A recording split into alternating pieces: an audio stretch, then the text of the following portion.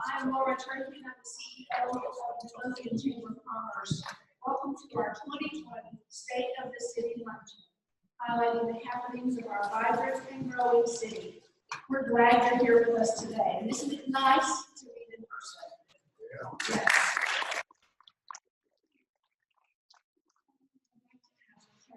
Robert Benage with Methodist Midlothian Medical Center to offer the blessing of the food that we are enjoying and to thank God for the many blessings in our daily lives. Happy Benage. Good afternoon. Please join me in prayer.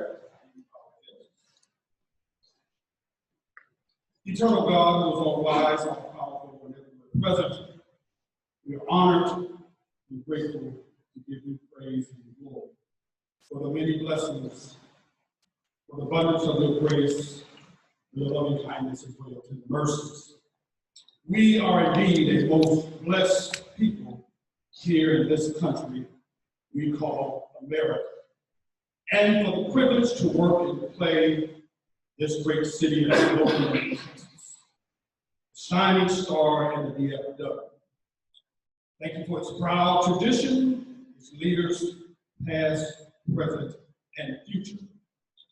Thank you for the outstanding leadership of Mayor Richard Reno, City Manager Chris Dick, and for all of the elected officials, as well as those who represent our business community, educators, public safety and law enforcement community, our faith leaders, and our healthcare and medical professionals. Thank you for every member of this great community. So God, we pray that you would continue to grant us your wisdom, your knowledge, and your guidance as they guide the affairs of the city and growth, public safety, and care, providing the needs of all its residents, visitors, and business community. Most importantly, oh God, we thank you for those men and women who wear the proud uniform of this great military, those who are serving, keeping us safe in the midst of this national pandemic. We are grateful. We thank you for the food that we are eating, and you continue to nourish it and receive blessings to our lives. For it is in the spirit of our pledge that we are one nation under God, indivisible, liberty, and justice for all. Treasure that lies within our heritage, the people with progressive hearts. We pray in the name of the one who loves us. Amen.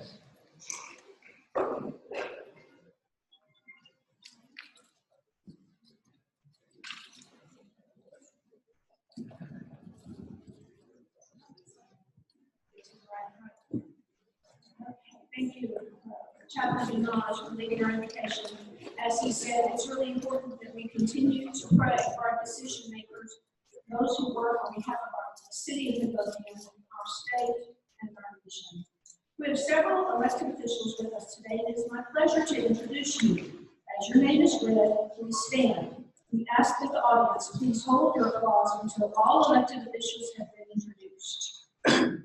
We have registered with us, representing Congressman Ron Wright's office. Is Heather Fritz here? You're supposed to stand, Heather.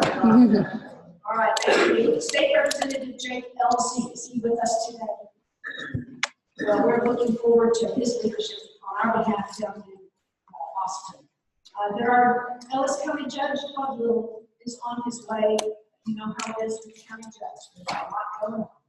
City of Oakley, we're happy to welcome Mayor Tom Pefference. Thank you, Mayor. Nice to have you here. From the city of Ovilla, we have Doug Hunt, Councilman. Thank you, Doug. And from the city of Midlothian, you will soon hear from Mayor Richard Reno, our Mayor Pro Tem Justin Kaufman, and the newly elected Walter Dara. Thank you for being here. Did I miss any elected officials? All right.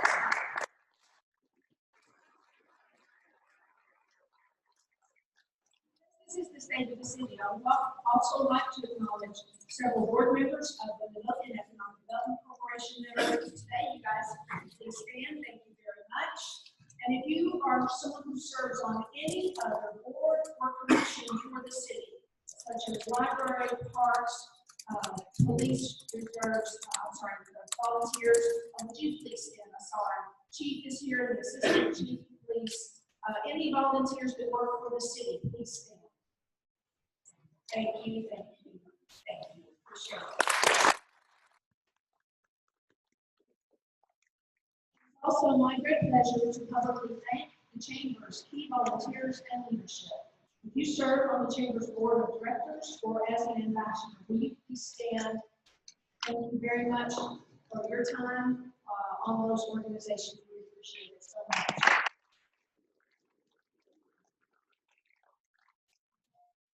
Oh, there's Danny. He just said, he's one of our ambassadors. We'll help you out in front of us. Throughout this crazy year, your chamber staff has been working diligently to provide the best possible professional service, resources, and information.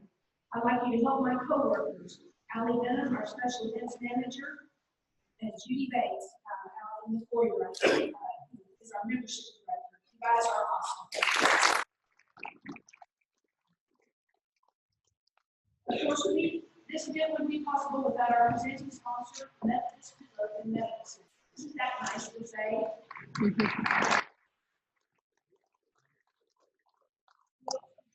appreciate our community partner sponsors today. Linebarger Law Firm, Access Self-Storage, Burdell, and Town Square Title. Thank you very much for our sponsors. This time, I would like to ask Gary Hanson, representing the Methodist Midlothian Medical Center, to come forward. As our presenting sponsor, he will provide a brief update on the status of the new hospital, after which we will introduce our first speaker. Thank you very much. You know, I was looking at the calendar. It was almost a year ago. It was on November 19th last year that I got to stand up here and say a little bit about the hospital. Well,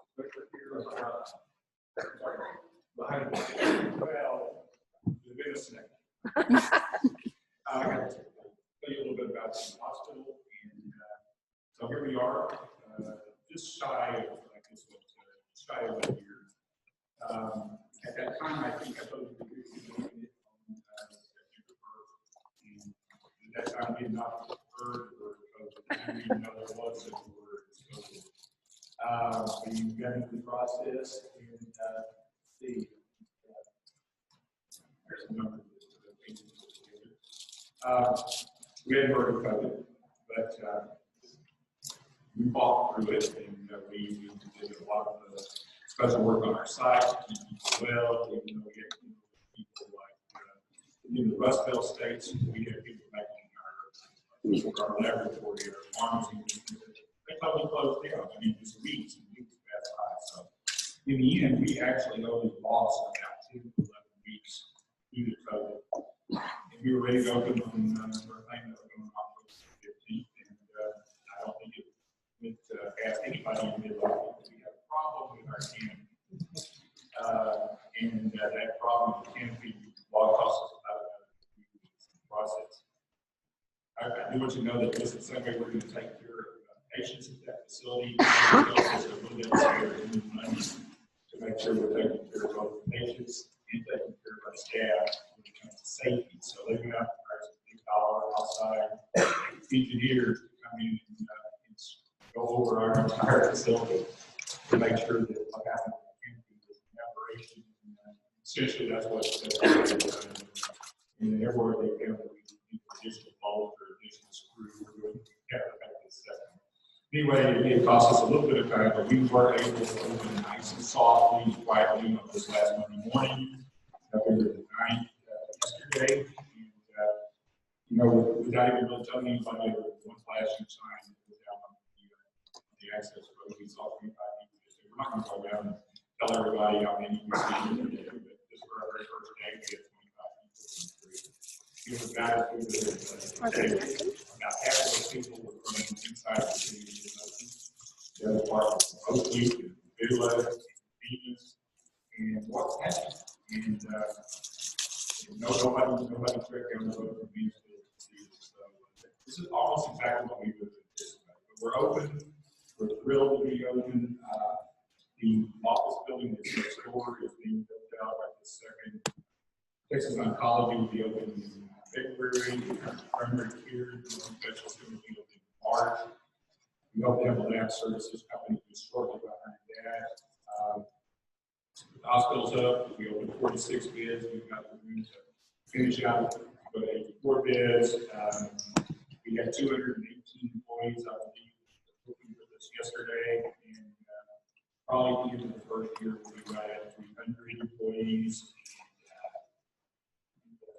For those that, we wish we could just put a big sign up that say everybody come in, walk around, see how great it is. But as you can see in the upper right, this for us to get together with our own staff, we have to have on masks. And if there's a upper left picture of the main lobby, and the lower left is the emergency department.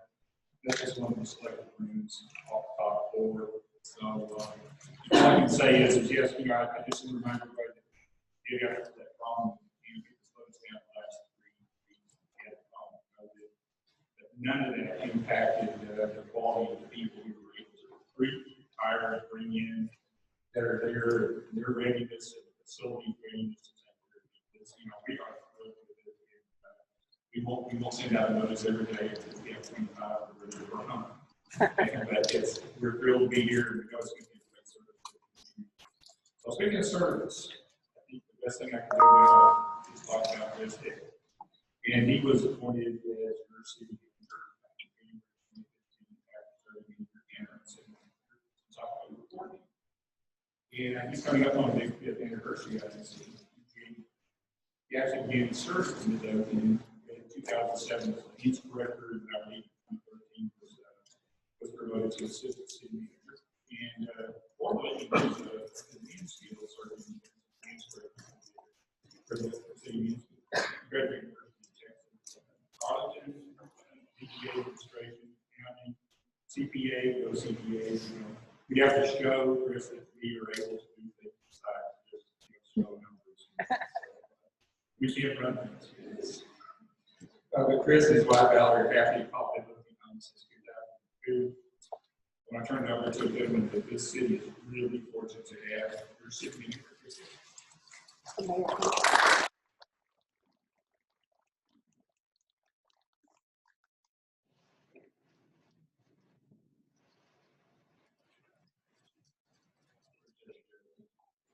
And actually, before I speak, I'm going to invite our mayor, Richard Reno. He's actually got a few words to say first, and then I'll proceed with my presentation. Read the intro.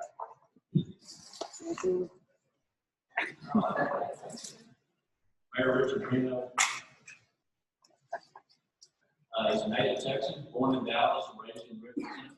He attended Texas A&M University, BA in mathematics and an ME in engineering. He was also a naval flight officer in the U.S. Marine Corps. Then worked for American Airlines, Texas International Airlines, and Continental Airlines. And then in 1991, he began Omega Airline Software. Omega provides maintenance planning software for 20% of the eligible commercial airlines in the world, including United, Southwest, Delta, British Airways, and Airlines. He was elected mayor in June 2019. Lived in Midlothian for more than 20 years with his wife Tammy. Their 3 children, Sarah, Sam, and Bill, and they're all graduates of Midlothian. Richard and Tammy are proud grandparents. Laura.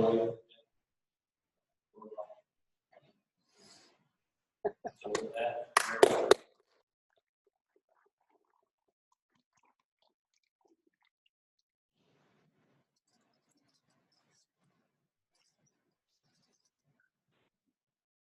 Relation here.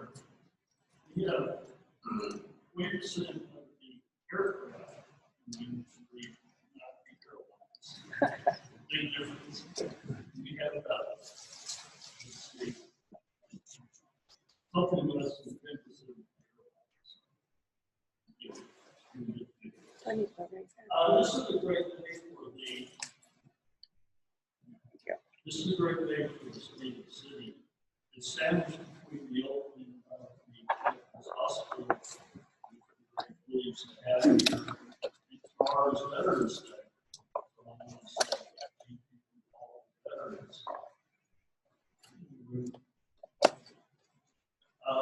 For Eisenhower Day, today is the 245th anniversary of the United States Army.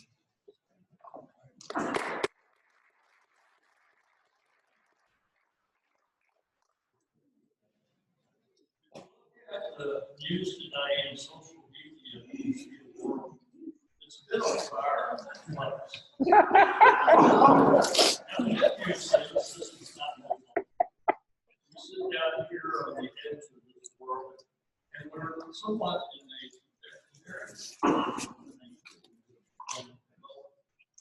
but the outside world will have effect on us to some extent. And what we need to do is focus on the things that we have control of, things that we can influence. Over the last 12 months, there's been much turmoil in the whirlwind. But this whirlwind has been also good. COVID came and we met the challenge, we adjusted plans, we reset our courses, we adapted to our situation. But in the last 12 months, the community consulting in the school started phase 2 of the park, opened up the new fire station, state-of-the-art fire station, approved and launched the downtown master plan, and acquired property to start that process, and with the new hospital. So we've done several great things over these last 12 months to show the resilience and the strength of our community. That's been a challenge. The chamber has had some struggles. I'm in the airline industry, and we're having to adjust.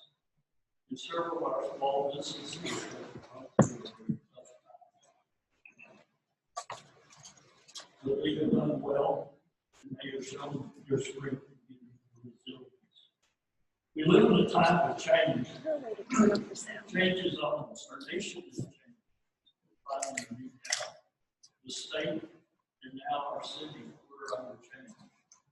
Our growth is about halfway through our future population. And our committee, our citizens have come together and have laid out some visions of things that capital improvements of the city. So we're a positive city here, looking forward, and we know that we can go forward in strength. We're very blessed with the staff we have. Chris Dick and his staff has been a great help to me. The council has made our decisions and go forward. So as a community, I look forward to this next year and what we can do. And with that, I'll introduce Chris Dick and give us the formal part of the city. Thank you, Chris.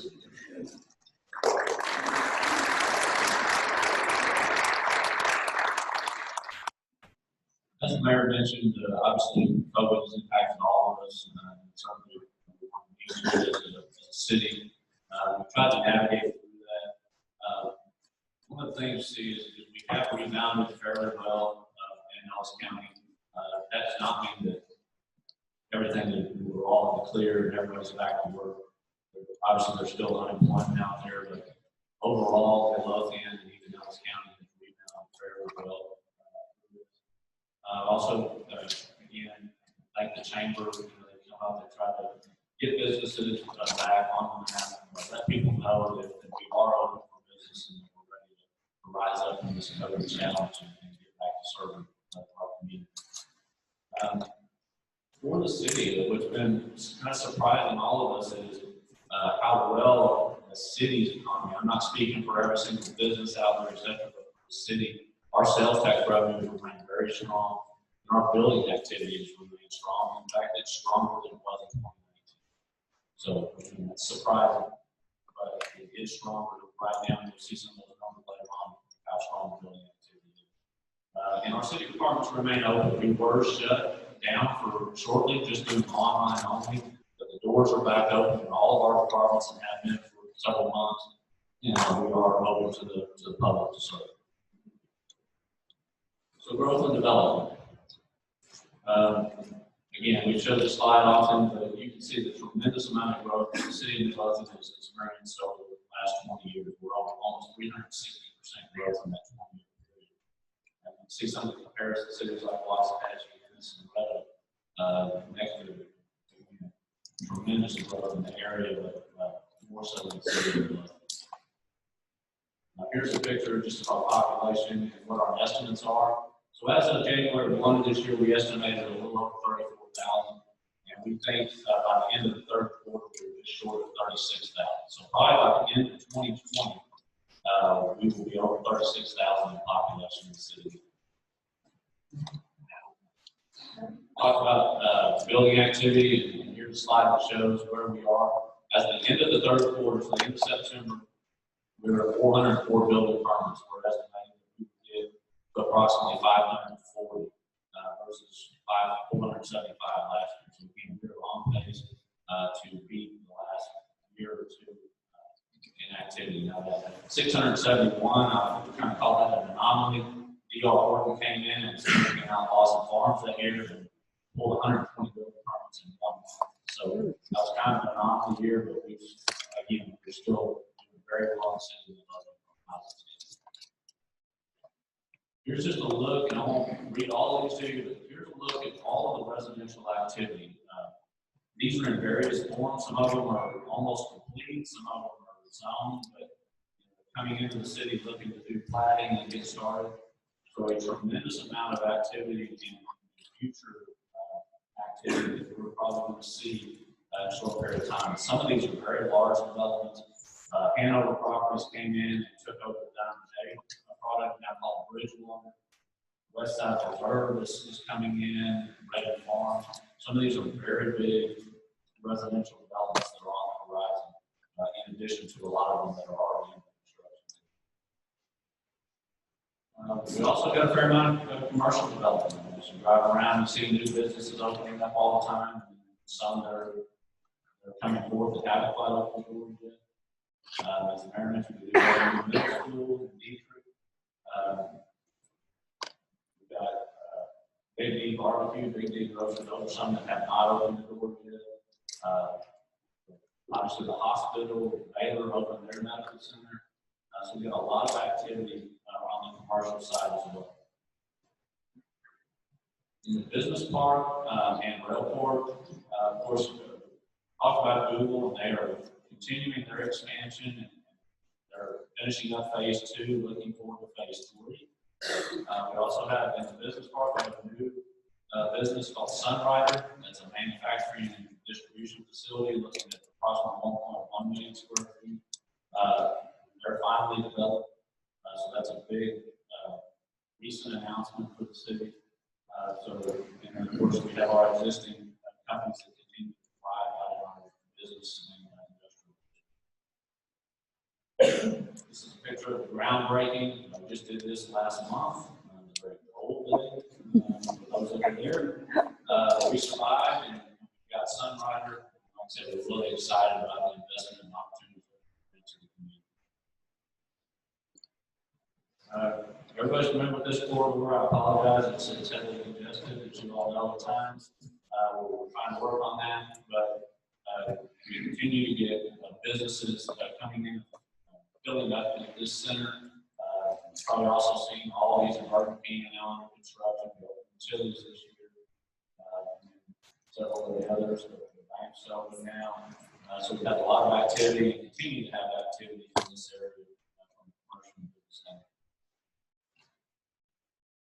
With that, we've also been focusing on our downtown. Don't want to forget downtown. So this year in June, we completed the process and adopted the downtown master plan. That plan, we hired a consultant. They met with constituents and stakeholders. As you can see, surveyed almost over 1,100 participants to come up with this plan and make sure that we keep our vibrant downtown and try to expand. Some of the highlights of that plan, we repurposed the old fire station. The Lawson buildings, and I can say as of last week, we actually purchased 2 of the 3 Lawson buildings. And so we'll start the process of seeing how we can utilize those buildings to get even more activity in that area. Down the road continued. And then one of the big things though too was also to modify down, see if we can make it more walkable, address parking, and also look at street beautification. MCDC did some medians along Main Street, closer down to Walmart, we're looking to extend that kind of beautification into the downtown, and then also some other areas of the community. This is just a rendering. Probably won't be exactly what it looks like, but it just kind of gives you an idea of the rendering of what the downtown over the years could look like. Remember, this is a long-term plan, probably 30, 40 years plus. And it's going to take a lot of private and public. It doesn't resolve not all of it public, not all of it private. And we did provide a link to you. And this presentation will be available online, so you don't have to remember all this. But there's a link down in the corner to the downtown plan, so if you want to look at the entire plan, you can use it. CPA going to talk about finances and taxes. So this is our budget. You can see the 2020-21 budget, and it's fairly flat except for taxes. Our tax revenue strong, but a lot of the other revenue categories, because of COVID and uncertainty, is left kind of flat and or decreasing to try to make sure that we didn't get too far out there when we take a conservative approach to the budget. We're also looking at next year. We know a lot of these values on taxes were done pre-COVID, and March is. We're not sure what that's going to do to values in the future. Given the growth, I don't know if that's going to be that big of a decline. I want to prepare for that just in case there was. So again, fairly conservative budget. We were a little worried about some of the building activity that hasn't shown up yet, but we want to be prepared. Ethanol tax rate. So we lowered the tax rate this year. The council adopted a 1 cent tax decrease from 68.5 to 67.5. You can see our comparison to some of our neighboring cities in the area. So we're kind of on the lower end of that spectrum right now. I think we show that we're in the mix. We're not too high or not too low. Just kind of right. This is a look at your overall tax bill. Obviously, the city doesn't make up the only portion of the tax bill. You have 57% goes to the MISD, 28% to the city, 15% to the county. So that's an overall tax rate of 2.4 per $100 value. Looking at total assessed valuation, as we talked, property values are very strong this past year, almost 15% increase. A substantial portion of that was the Google value came on this year, for over $200 million value. So it had a substantial impact on the growth. But all of our values were up. I think you can probably see it across residential, industrial, a lot of increase in our values, and we obviously had a lot of new construction. So we went from last year 4.5 up to 15% increase this past year. These are freeze adjusted. And what I mean by that is we instituted the single tax freeze a couple of years ago. So this is the net single tax freeze. Top 10 taxpayers. It's always been a very important number for the city of Midlothian. Our top 10 taxpayers have always been very large of our tax base. We've had to work around this when it comes to bond ratings because there's fear of this concentration that one of these large taxpayers going away. What would that do to the city? So we always track this, and you can see for the first time, I think, in 8 years, we had an actual increase percentage-wise. Again, that's good. Kind of the top 10 taxpayers, so that percentage is up. We've always offset that with a larger than normal fund balance. So that's how we sold that to the rating agencies to try to keep our bond rating good and borrowing costs good. Outstanding debt. This year, we did not issue a significant amount of debt. So with the payoff of existing debt, we lowered that by $11 million. So percentage of income, 7.47% is down, and also per capita is about $2,500 per capita. So again, those numbers will be increasing. We are looking at a possible bond election in May, which could change some of this, but right now we're just continuing to pay the existing. This is an allocation. This is the general fund only. So this is not including our utility funds, etc. This is a breakdown of how the money is spent. So you'll see a little over 50% goes to public safety, private police. Another 11% is your public works, which is your roads, maintenance. And you have a variety of different administrative functions that make up the balance of the services that the city provides from the general. Quality of life, parks and recreation.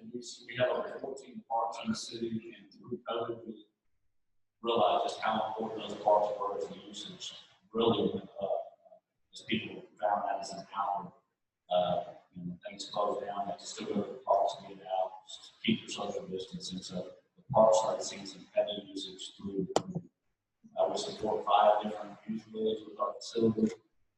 We also started something new. Kathy Allman and Mayor's varsity team, they were looking for ways to get the community back out and active. They started a kickball. So recreation, show up, have fun, play. That's been really popular on Saturday afternoon. So they're utilizing the parks for that. Can't fail to mention our Midlothian Community Development Corporation. They've invested heavily in the parks. They contributed $5 million to our phase 2 of our community park. They're also contributing in other ways to our beautification and other projects in the parks. So they contribute to our parks. I'll read all these amenities. This is phase 2 of the community park. You drive by down 14th Street, see the construction, light pole, walnut, etc. You're going to have splash pads, playgrounds, ball fields, multi-purpose sports, volleyball, etc. So there's going to be a fabulous park and an amphitheater in it. So it's going to be a fabulous park when it's done. We're shooting for completion in the fall of 2020. This is a rendering of what the park looks like. So it has the main road that goes around the park. You can see how that all lays out. The only thing, we do have a big area in the middle that's going to be kind of like a great lawn type area where people can just go out and play. There is the potential for a larger baseball field in the future, but right now that's just going to be a nice area to enjoy frisbee with the dogs, just have a picnic, something right in the middle of the park. Other thing, we're doing the National Fitness Tour. This was the Methodist that contributed to this, as well as our 4B Corporation and grant. So this will be at the sports complex just south of Frankston Middle School. So this should be under construction soon. And then, as I mentioned, we're doing medium beautification program for our 4B. You probably see the drive down the Midlothian Parkway right now. We're putting in irrigation lines. And soon there'll be all kinds of plantings. There'll be a sign on the north end of Midlothian Parkway. There'll also be some beautification down at the Main Street and 67 intersection down by the so we'll try to see those beautification projects taking shape. Upcoming events, just kind of round out our current year. So we've got the Veterans Tribute tomorrow, tree lighting, the Summer Sharp Christmas, along with Mary Movie Night, and then we've doing the beautiful Midlothian wall calendar. So that was a project we started in the communications director. Got a lot of photos of Midlothian, and now we're turning that into a calendar that can be distributed. 2021, we want to continue the events. Unfortunately, this year, we know some of these events got canceled. We're hoping that we can have a full slate of events next year, kind of get back to normal, whatever that looks like. But hopefully, we can have all of this in 2021. Maybe add some. We still have our library, 25,000 patrons. Probably not going to do that this year. That's normal. Obviously, we had to close down for part of the year because that is joined with the high school. When they close, we close for a certain period of time until we These are some of the services that we normally provide.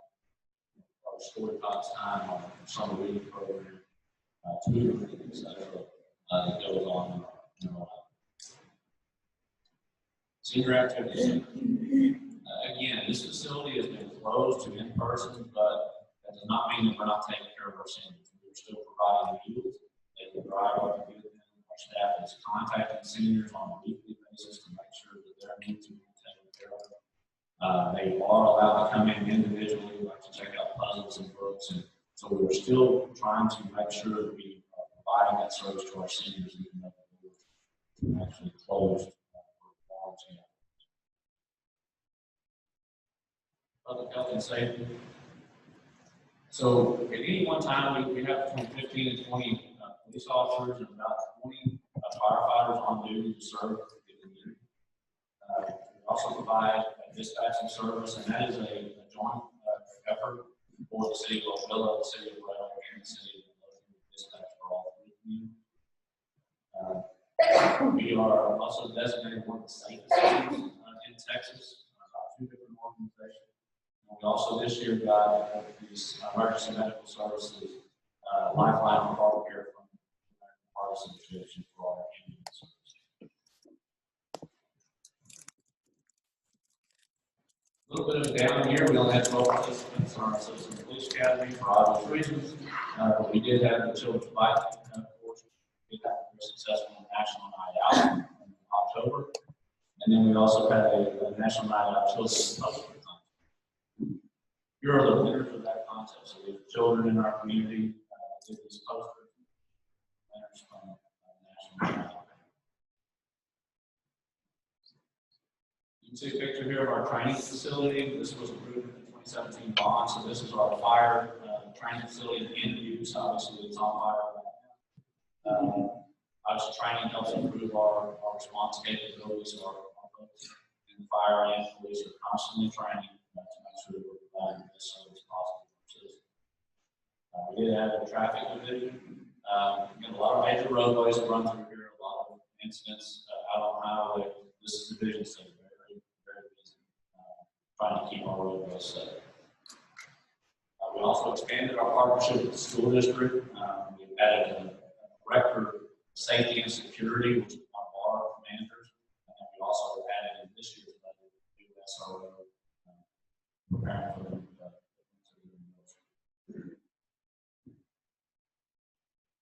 We've also recently added our emergency management coordinator. This is not a position we had before, but getting us ready to prepare and respond to emergencies. She's been very, very busy and very active given this pandemic. So this is something that she prepares for and gets ready on the tracks throughout the process. So it's been very good to have that position on this year. Mayor mentioned our new fire station. Since we approved in 2017, we were able to open the new station at the very state of the art. I believe it's a beautiful scene coming in now from the west to come in. This is really one of the first things you see in Midlothian. It's a beautiful station. We house up to 12 firefighters. We have a new kind of state-of-the-art alerting system, which we're now about to put into our other 2 stations. And remember, this fire is providing service to 115 square miles because they also provide ESD number 2. So it's not just the 65 square miles of the city. They're actually responding to 115 square miles. Infrastructure. Of course, we have new roads and road improvements. We have water and wastewater systems, and we also have various municipal facilities. We were able to complete 14th Street this year. In May, that opened up with all 4 lanes. In February, we opened Ledgestone Lane. Of course, we were doing this in coordination with getting ready for the middle school to open. Walnut Road. So this is a long time project that we're at right now. Is trying to acquire a right of way. A lot of right of way has to be acquired to make this 4-lane facility. 90% complete design, but acquiring a right of way. In fact, we may even have to acquire somebody's home to do this project. So as you can imagine, that takes a little time. As soon as we get the right of way acquired, we do have the money for the 2017 bond election to complete this project. Carter Hayes Road, we've done portions of this with developers in the little red area at the top. And then we're also working on the realignment of south end of Hayes Road, just there with the intersection of 7.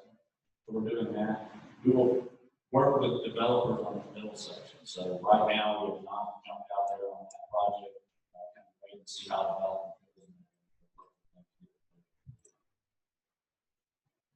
This is McAlpin and 663. So what you're looking at is you see Rosebud, and it has 4 lanes coming into 663. We're going to mirror that on the other side, going back to the east. So we've still got right away to acquire there, about 30% design. But that'll be 4 lanes on the other side, for about 1,000 feet, and transition back on to 2. So. This is some new projects that we're taking on and are currently under design. So this is the extension of Hawkins Run back over to Midlothian Parkway. There, you might know, there's I'll mess this up, I'll try to use it. But the elementary school is going right there at the corner of 14th Street and Hawkins Run, so we're trying to provide connectivity in advance of that school opening. And then up on the north part of that, you can see this realignment of Mount Zion into 14th. For any of you that have driven that intersection, it's very close to the frontage road. It provides kind of an awkward intersection. We're trying to move that intersection further to the south so that there's a gap between the frontage road and that intersection. We're currently underway with the construction of additional lane on M663. Obviously, this is caused a little bit of backup lately, but hopefully by December, that project is complete. We'll have that additional lane and some deceleration lanes down to Burger Ranch Road in the Auburn circuit. Textile project, 287 to Walnut Road is under construction now. I know this is a very busy slide, but basically, if you picture it, blue will be the future main lanes.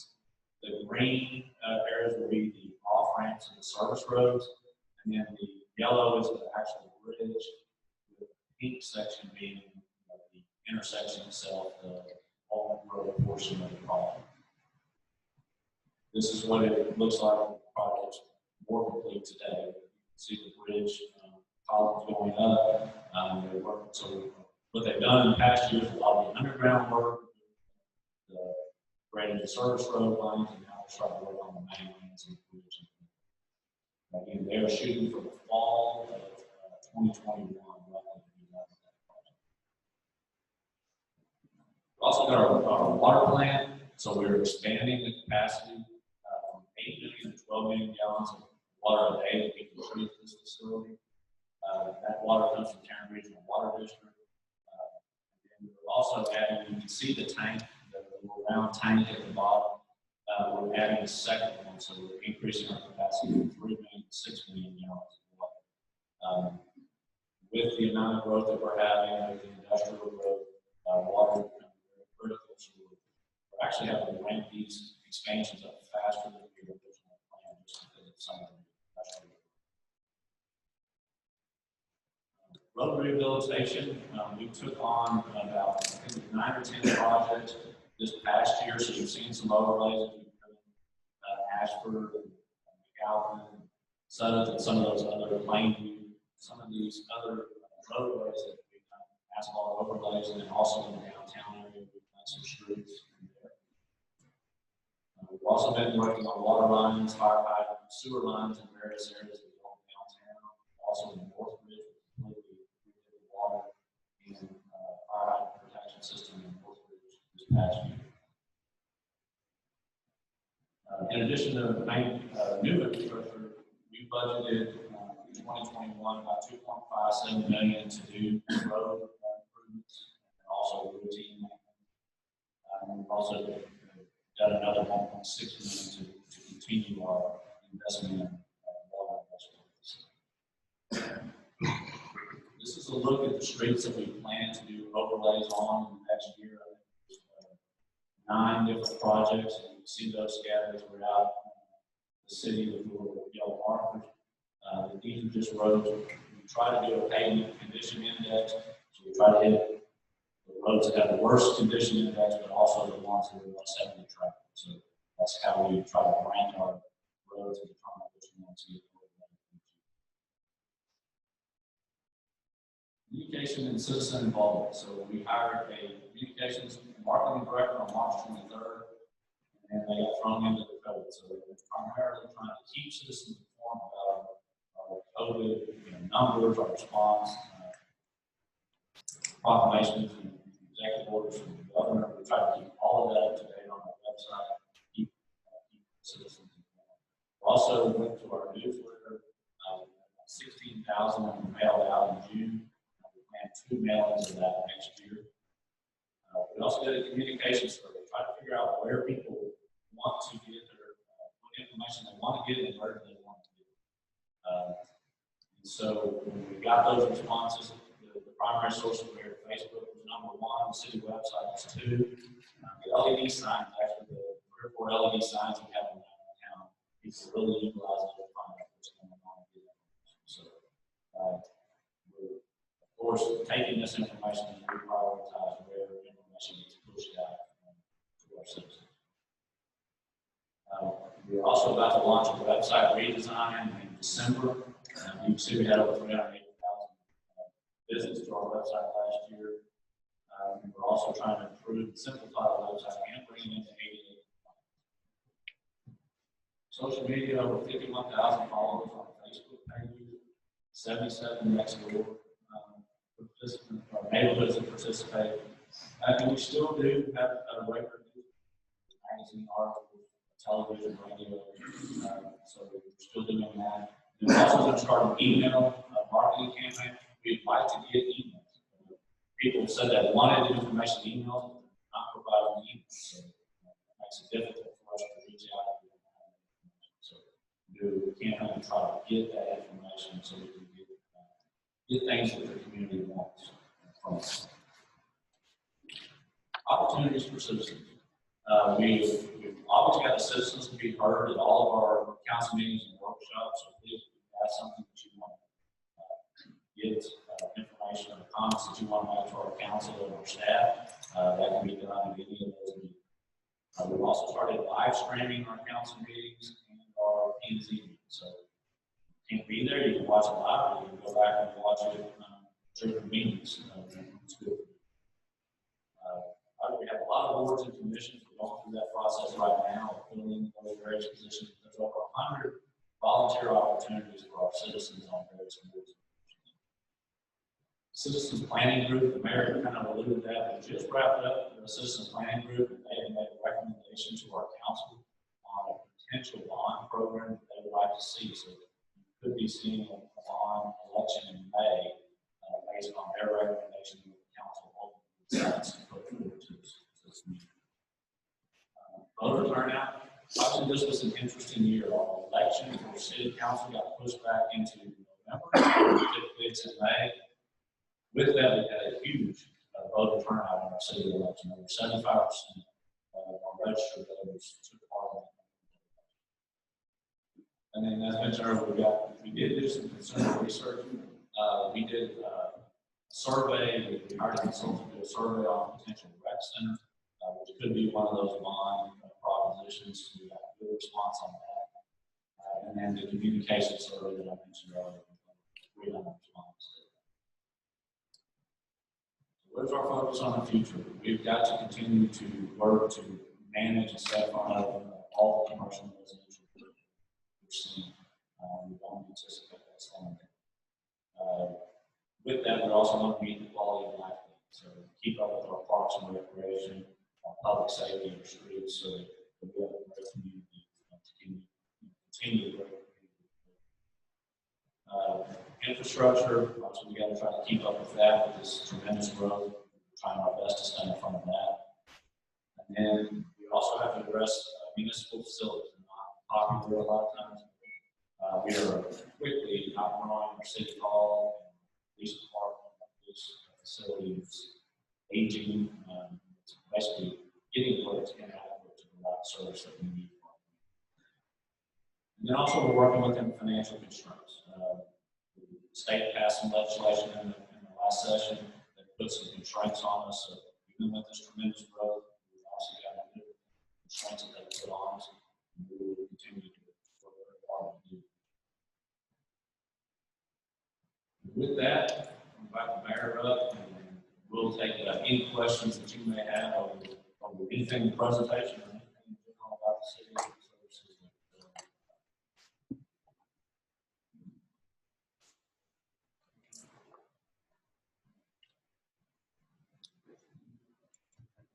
Cover there.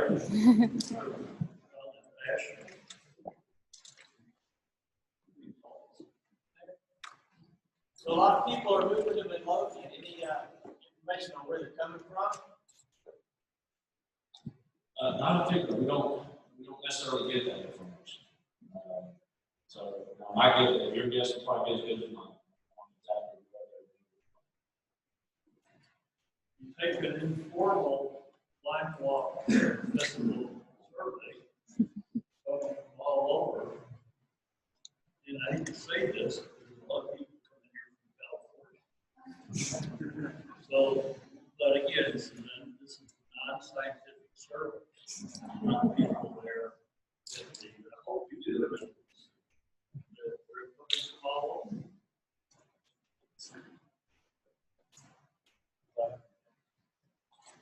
You have a question?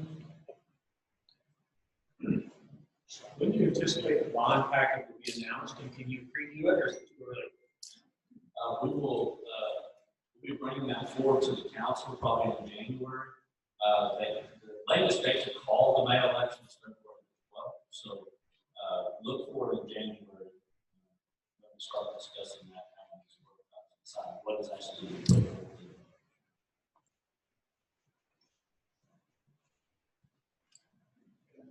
Reach out to your council members and let them know your thoughts. You have time to do that. And let them know how you, this is going to be a significant election. We're leaving the old city. So we need facilities, our police department needs to be brought up to date. We've got one city hall. 35,000 people. Of course, our roads and very important on. And I don't mind stating what the committee recommended. Again, please don't take this as this is what you're going to see on the ballot because you still have to go through the council. The items that they recommended was the public safety center, city hall, recreation center, and then about $30 million for new roads. There's a list of it, and I can't recall them all off the top of my head. About $30 million of new road. And so that, we can share with what the committee recommended. Hate to put that out there because it's not final until we call the election. And the rec center is going to be a partnership, at least between the city and the lot. So the city built the lot, the rec center, my offer, staff, won't be any. The YMCA provides many services. One of our artists need young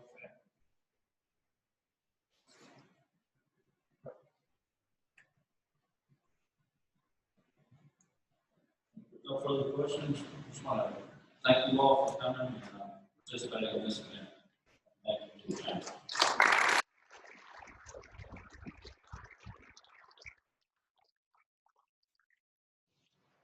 Very much. One other thing, one more thing. And I want to thank Kathy for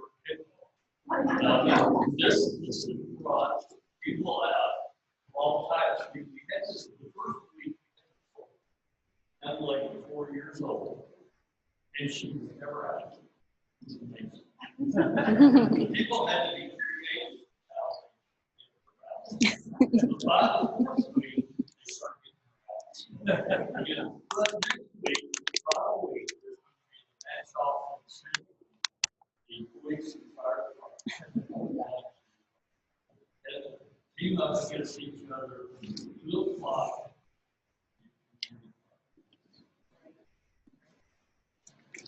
Gee, if only there had been something to report today. Sorry that it was just, not much, but wow, so much going on. Before I get to my closing remarks, and we're going to do door prizes here. And I can tell the jar. Judy has the jar. I can tell by looking at it that you all didn't put your business cards in there. We only got about 25 or 30 cards. So she's going to go around the room and collect your cards so that you have a chance to win the door prize. Dr. Fagan is sneaking out the room. Thank you for being here. Appreciate it. And also someone who joined us, our county judge, I see has made. So glad to have you. Thank you for being here. He did his state of the county presentation on this virtually, but we look forward to next year gathering in person and having babes serve our meal instead of in a box. Won't that be wonderful? All right. We appreciate all the members of the council and commission members who serve our community, and we're thankful. Hang on, I said that earlier. Get to my closing remarks. There we go. Okay, before we give away our door prizes, I'd like to call your attention to some of the chamber's upcoming events. Those are listed in your program. Hopefully you can join us as your schedules permit. Next week, November 19th, we'll be here in this room with our annual auction and dinner. Although we will be at half capacity, we will be at full capacity for food, fun, and friends. Get your donations or registrations in as soon as possible, because we will be limiting it to half the capacity of this room, so about 200 people. Last but not least, the chamber membership is up from last year. That seems, impossible. When we went into the COVID, we worried that we would lose all of our members. And yes, we have lost businesses and we are sorry about that. But the growth has been phenomenal. And my team, especially, I mentioned Judy and Allie already, really making sure that we are providing you, our members, with as much benefit as we can, pivoting, if you will, to make sure that the chamber survives another 85 years. And now for our door prizes. I know that Angel brought something from Methodist. Draw the card, Judy.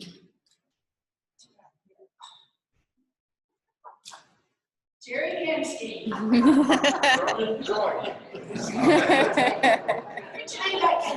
You think you've got this stuff already? You might. All right, you're down. Dean Perry. Yeah.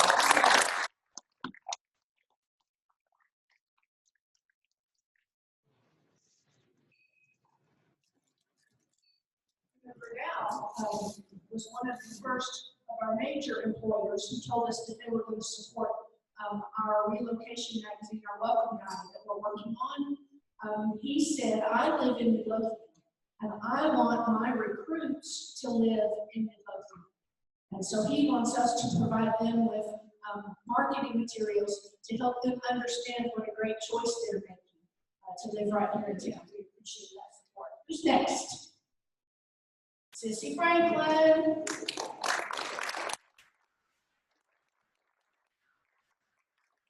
It's harder than Sissy Franklin this time of year, that's for sure. Maybe all year. Congratulations, she's going to give you. This is a great insulated ceramic mug from Access Self Storage. Thank you, Doug.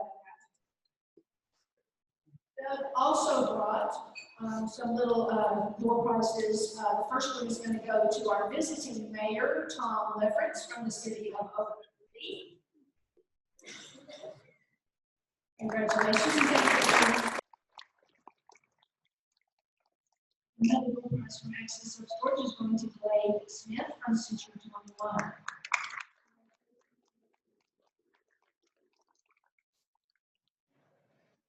Last but not least, our last door prize, again, my dad, Access Self Storage, is Dina Petty, Executive Director of Midlothian.